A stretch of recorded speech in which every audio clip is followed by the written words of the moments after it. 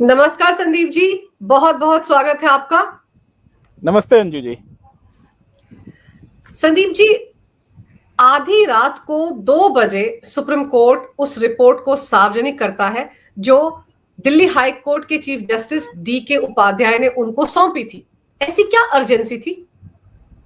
देखिए, पिछले 4 दिनों से जो डिबेट चल रहा है, खासकर सोशल मीडिया पे या ये कहें इलेक्ट्रॉनिक मीडिया में और प्रिंट मीडिया में, सभी जगह पर यह चर्चा चल रही है कि आखिर इतना डिले क्यों, इतना इन हाउस ट्रीटमेंट क्यों। 14 तारीख की घटना है और 21 तारीख को जनता को या आम जनता के बीच ये घटना सामने आती है। तो सुप्रीम कोर्ट के ऊपर ये दबाव था कि चीजों को ट्रांसपेरेंट वे में जनता के बीच रखा जाए, क्योंकि अंतिम में बात आ गई दिल्ली फायर सर्विसेज पे, क्योंकि Delhi fire services was the first witness जिसने इस इंसिडेंस को अपनी आंखों से देखा था। तो जब तक उनके एविडेंस सामने नहीं आते, सच्चाई लोगों को पता नहीं चलती। और इसीलिए सुप्रीम कोर्ट ने एक जो कहते हैं, जो उसके ऊपर बर्डन आ रहा था कि पब्लिक में फेथ को फिर से रीडेवलप किया जाए। इट इज एट द, मैं एक सीनियर एडवोकेट के कोर्ट को कह रहा हूं, इट इज नॉट द जज, it is the system on trial. इस घटना से पूरे सिस्टम को ट्रायल पे ला दिया है और इस घटना के बाद सुप्रीम कोर्ट के ऊपर दबाव था कि सच्चाई को सामने लाया जाए। और सच्चाई लाने के लिए उन्होंने जो बेस्ट एग्जाम्पल कर सकते थे, उन्होंने उस ढेर को ही सामने ला दिया, उस अफवाह को ही खत्म कर दिया जिसमें था कि फायर सर्विसेज के लोग कह रहे हैं कि नोट थी कि नहीं थी। सारी चीजें सामने ला करके दूध का दूध पानी का पानी करने की एक छोटी सी कोशिश की है, जिससे कि एक रीडेवलपमेंट लोगों का फिर जुडिशियल सिस्टम में हो सके।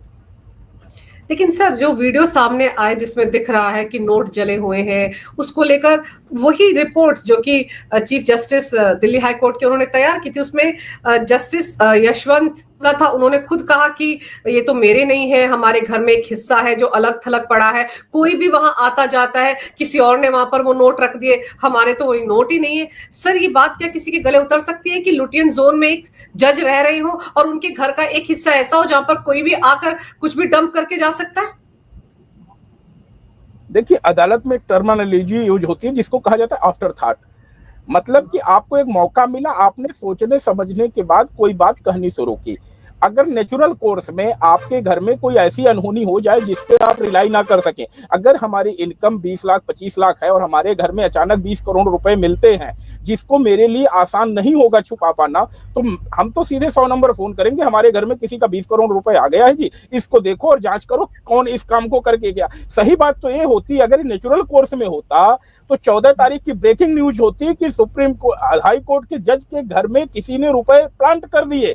ब्रेकिंग न्यूज ये चल रही होती, पुलिस के अधिकारी इस जांच में लगे होते कि कौन सी गाड़ियां आई जज साहब के घर, कौन से क्या किए। ऐसा कुछ नहीं हुआ। 4 दिन तक अगर ढकने की कोशिश की गई तो लोगों के अंदर शक और जवाबदेही जो है उस व्यक्ति की होगी जिसके घर वो पैसा पाया गया है।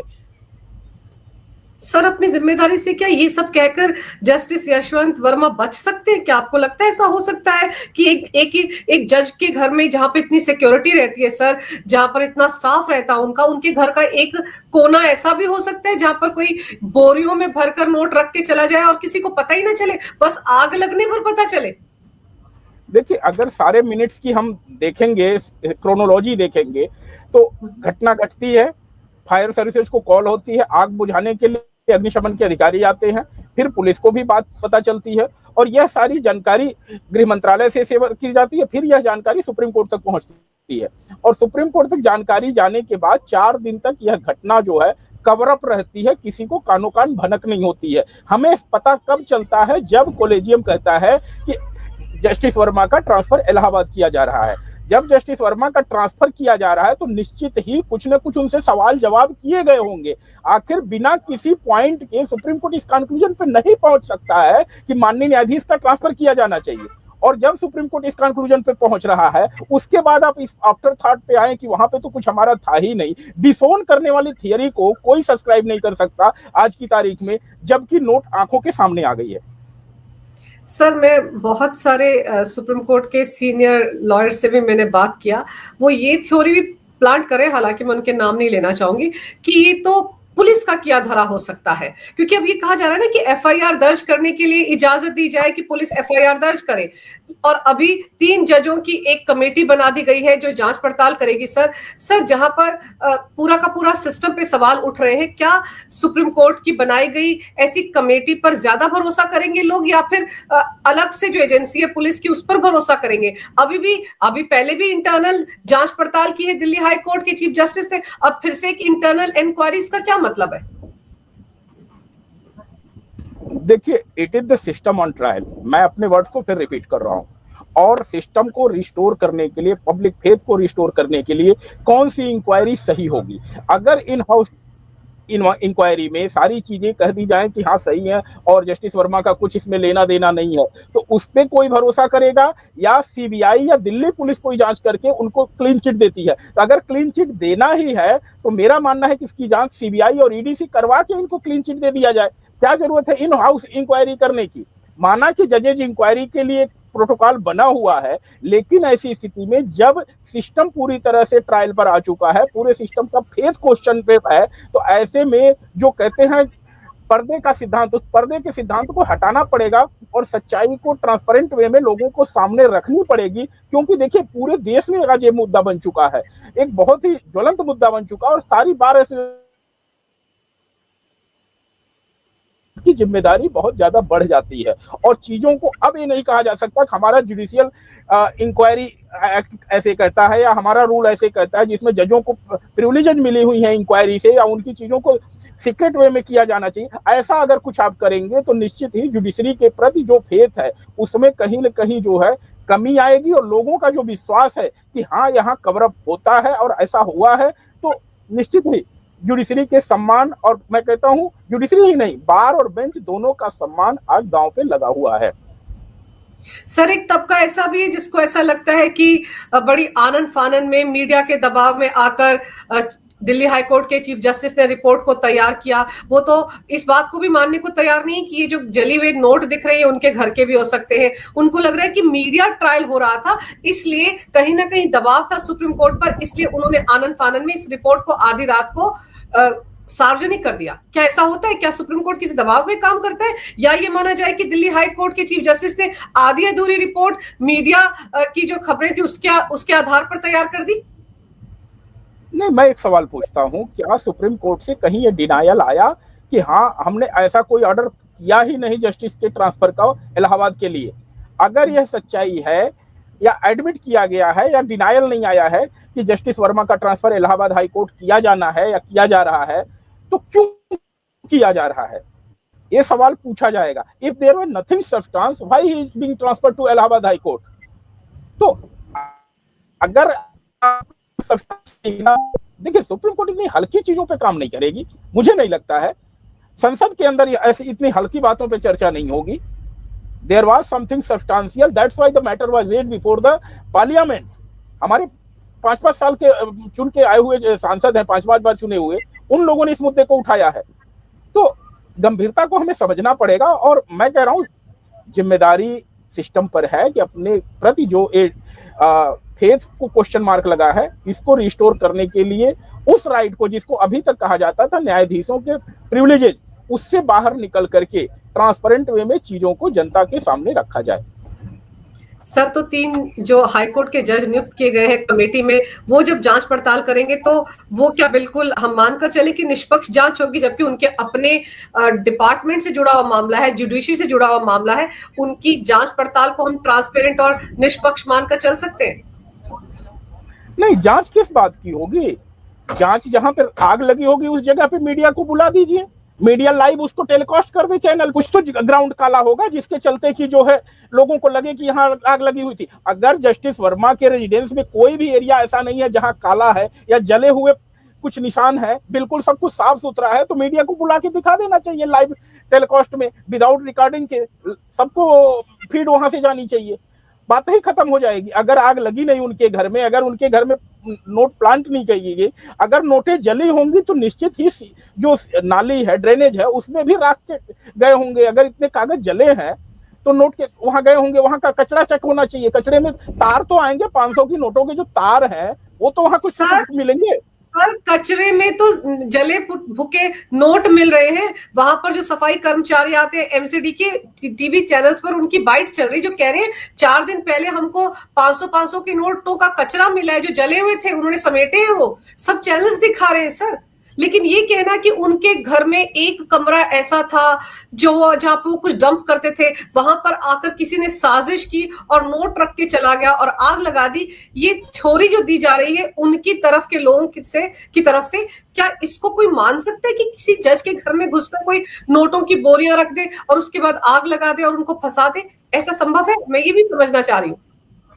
देखिए, बीइंग ए लॉयर मैं इस बात को तो मान सकता हूँ, लेकिन being a common citizen of this country no one will subscribe to this argument.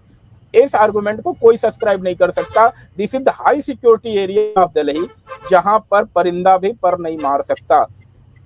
माननीय न्यायाधीशों के लिए जो व्यवस्था की गई है, वहां पर एक भी व्यक्ति विदाउट एंट्री विदाउट जांच नहीं पहुंच सकता जब तक कि माननीय न्यायाधीश खुद ना चाहें। तो अगर इतना बड़ा जखीरा पहुंचा है तो एक दिन में भी नहीं पहुंचा होगा, ऐसा भी होगा, कोई रेगुलर जो विजिट करता रहा होगा। तो अभी तो बात ये आ रही कि कहीं से सुनने में आया है कि जो सीडीआर है, कॉल डिटेल रिकॉर्ड है, वो भी सामने आएंगी। तो अगर ऐसी चीजें हैं तो कोई व्यक्ति हो सकता है और खुलासे हो इसमें। Sir chief justice of India ने ही आदेश दिया है कि उनके पिछले 6 महीने की कॉल डिटेल खंगाली जाए। हालांकि आर्गुमेंट ये भी दिया जा रहा है उनके पक्ष के लोगों की तरफ से कि ऐसे किसी की पर्सनल फोन को कैसे खंगाला जा सकता है, वो तो जज है, ये भी कहा जा रहा है। लेकिन वो 6 महीने की जब कॉल डिटेल खंगाली जाएगी सर, फिर तो बहुत कुछ सामने आएगा। पता नहीं कौन कौन से राजनीतिक पार्टियों के साथ उनके तार जुड़े हों, ये सब भी सामने आएगा फिर तो।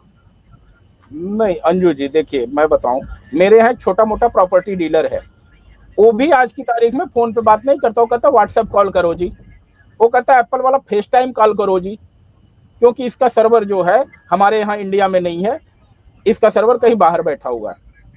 तो क्या आपको लगता है कि माननीय न्यायाधीश ने अपने फोन कॉल का उपयोग किया होगा किसी से किसी तरह की इस तरह की बातचीत करने के लिए? तो सीडीआर से तो मुझे नहीं लगता है कहीं से कुछ सच्चाई आने वाली है। और दूसरा, एक दिल्ली में था, अभी विदाई हो गई उसकी, उनका मोडस ऑपरेंडी क्या था कि अपना ही 2 फोन रखते थे और जब किसी को बात करना होता तो वहां अपना ही फोन पहुंचवा देते थे। तो दोनों फोन पे एक ही नाम का सिम, एक ही नाम की आईडी, किसी को कोई डायल नहीं, एक ही फोन से अपने ही फोन पे डायल और सारी बात हो जाती थी। तो मुझे नहीं लगता है कि सीडीआर से यहाँ कोई चीज कुछ निकल के आने वाला है। सीडीआर में पूरी तरह से क्लीन चिट मिलने वाला है।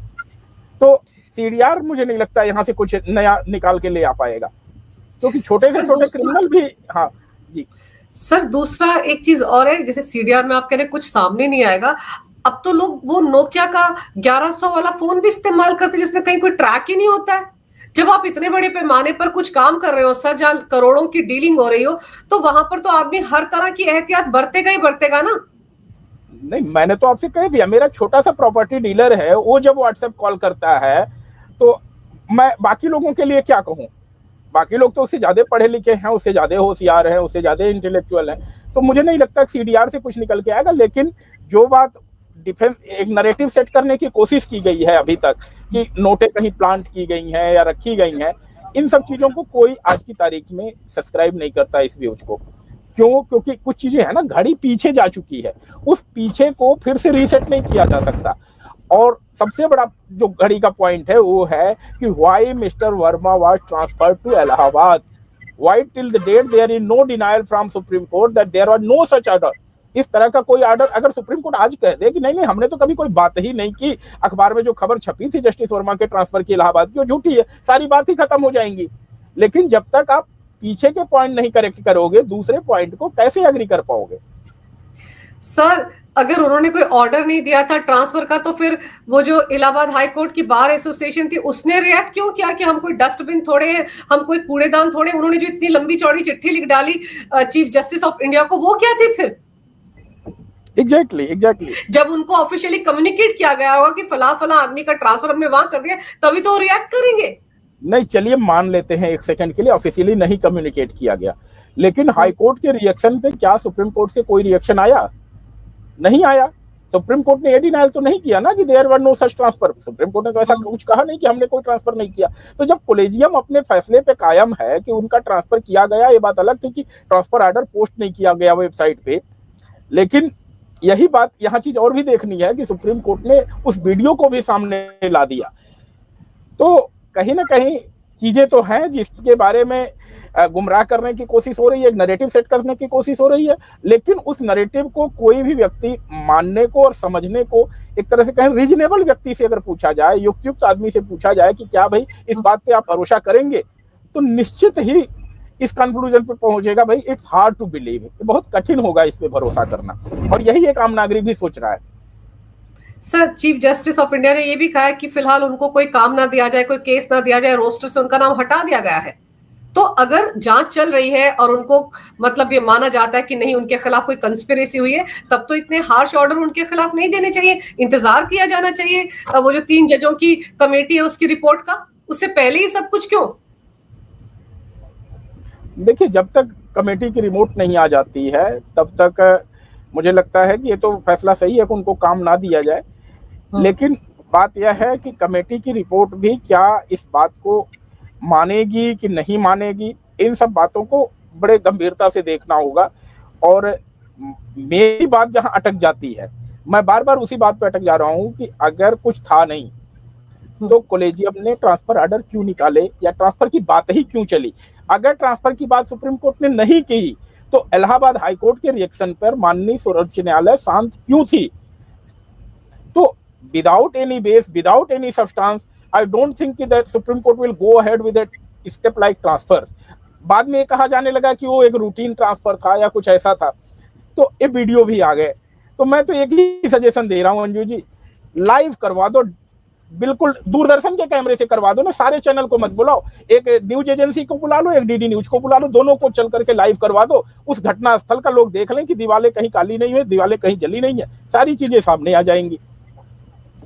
लेकिन सर, एक तबका ऐसा भी है जिसको लगता है कि जजों के बीच में बड़ी राइवलरी होती है, क्योंकि वो दिल्ली हाई कोर्ट के नंबर 2 जज आते थे चीफ जस्टिस के बाद, और वो कॉलेजियम का भी हिस्सा हैं। उन पर शायद किस तरह का प्रेशर था कि किसी को जज अपने यहाँ रख लें या सिफारिश कर दें, इसलिए उनके खिलाफ हो सकता है कि अंदर ही अंदर कहीं ना कहीं कोई कंस्पिरेसी की गई हो, किसी के साथ मिलकर, पुलिस के साथ मिलकर, और उनको फंसाया गया हो। ये भी एक थ्योरी है जिसको फ्लोट करने की कोशिश हो रही है। क्या जजों के अंदर ऐसी राइवलरी होती है सर, कॉलेजियम को लेकर या अपॉइंटमेंट को लेकर, कि इतना बड़ा खेल खेल दिया जाए? देखिए, जहां तक आपका सवाल है कि ऐसी राइवलरी के बारे में मेरा कमेंट करना ठीक नहीं है, क्योंकि मैं तो न्यायाधीश हूं नहीं। लेकिन जो बात आपने कही, तो संविधान के साथ सारे न्यायाधीश, चाहे हाई कोर्ट के हों चाहे सुप्रीम कोर्ट के, सभी बराबर हैं। चीफ जस्टिस को जो है थोड़ा सा कुछ विशेषाधिकार प्राप्त है, नहीं तो सारे जजेस एक बराबर हैं, और उसमें कहीं किसी तरह की प्रतिद्वंदिता मुझे नहीं दिखाई देती है। बाकी आप जो कह रही हैं, ऐसी स्थिति शायद कहीं नहीं है। सर, एक चीज और, कि क्या आपको लगता है कि जस्टिस वर्मा के बहाने एक ऐसा पेंडोरा बॉक्स खुल गया है जिसको मतलब काबू में करना चीफ जस्टिस ऑफ इंडिया के बस की बात भी नहीं है? देखिए, प्रधानमंत्री मोदी जी का जो पहला कार्यकाल था, उन्होंने शपथ ग्रहण के तुरंत बाद ही 99वां संविधान संशोधन को लेकर के आए थे। 99वां संविधान संशोधन क्या था? नेशनल जुडिशियल अपॉइंटमेंट कमीशन, जो था जुडिशरी में ट्रांसपेरेंसी की बात करता था, और उसको 4-1 से जो है खारिज कर दिया गया सुप्रीम कोर्ट के द्वारा। संसद के दोनों सदनों से पारित कानून जो राष्ट्रपति की मंजूरी पा चुका, उसको चैलेंज किया गया। और चैलेंज किसने किया? Supreme court advocate and record association ने इस मामले को सुप्रीम कोर्ट में उठाया, और सुप्रीम कोर्ट ने फिर जो है इसको जो है खारिज कर दिया कि एनजेएसी जो है सही नहीं है और कॉलेजियम सिस्टम ही सही है। तो आप प्रायोरिटी समझिए आज की तारीख में नरेंद्र मोदी सरकार की या जो भी है, कि उनका था कि किसी तरह से जो कॉलेजियम सिस्टम है इसको खत्म किया जाए और एक ट्रांसपेरेंट सिस्टम बनाया जाए। तो आज एक मौका मिल गया है उस चीज को सही दर्शाने का, जिसको कभी सुप्रीम कोर्ट ने गलत कहा था आज से करीब 6-7 साल पहले, 2016 में 15 में जो है। तो मुझे लगता है कि हो सकता है कि केंद्र सरकार इस मौके का एक बार फायदा उठाए और जुडिशरी का जो अपॉइंटमेंट में कॉलेजियम सिस्टम है उस पर भी कहीं न कहीं जो जनता के बीच सवाल उठ रहे हैं उनका जवाब देने की एक बार कोशिश करे। चलिए सर, अब केंद्र सरकार क्या करती है वो तो आने वाले वक्त में देखने को मिलेगा, लेकिन फिलहाल सबकी नजरें इन 3 जजों की कमेटी पर है। वो कब अपनी रिपोर्ट लेकर आते हैं, कितनी जल्दी वो रिपोर्ट लेकर आते हैं, सबसे बड़ा सवाल तो ये है। सर आपने समय निकाला, बहुत ही महत्वपूर्ण जानकारी मेरे दर्शकों को दी। आपका बहुत बहुत धन्यवाद। नमस्कार। भारत माता की जय हो। वंदे मातरम। जय श्री राम। जय श्री राम। जी, जय श्री राम।